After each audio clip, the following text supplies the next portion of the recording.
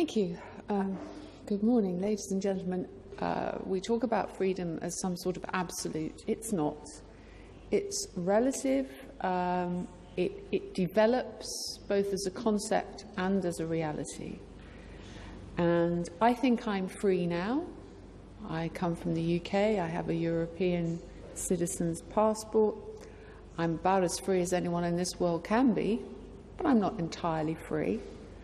I'm not entirely free of my history, my family ties, my cultural mores. These all are things which affect, in some senses, restrict me, in other senses, liberate me. We all live in slightly different circumstances.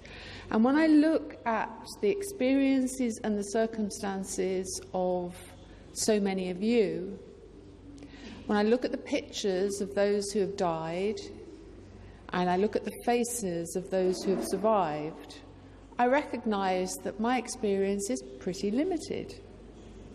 Not just amongst my Iranian hosts, but also amongst my fellow travellers.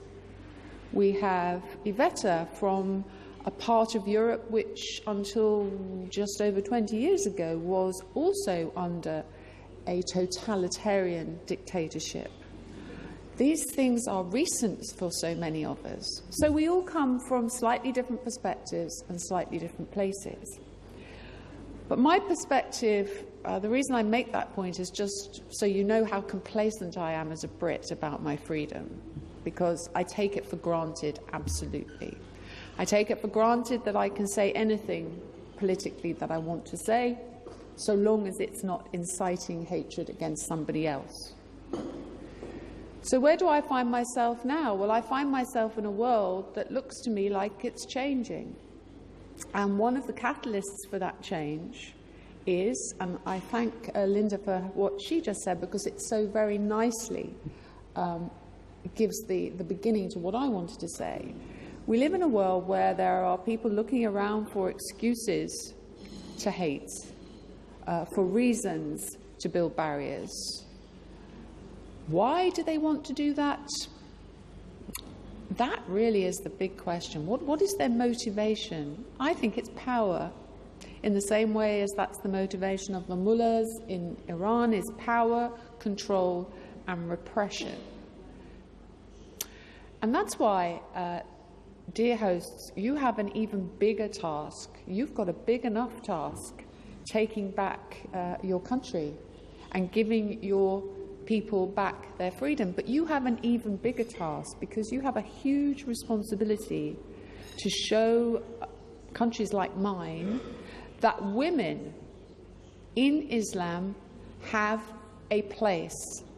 They have a place at the top, at the leadership, at the cutting edge. They don't have a place in subservience to men. And I really salute you. And I give you this extra responsibility that you not only have to free your own country and your own compatriots, but you have to free the West as well from our complacency and our growing propensity to believe that Islam is bad. It gives us something to hate. We've seen it in Europe over the last centuries. We do not need something to hate. We need something to love. And you could be that something.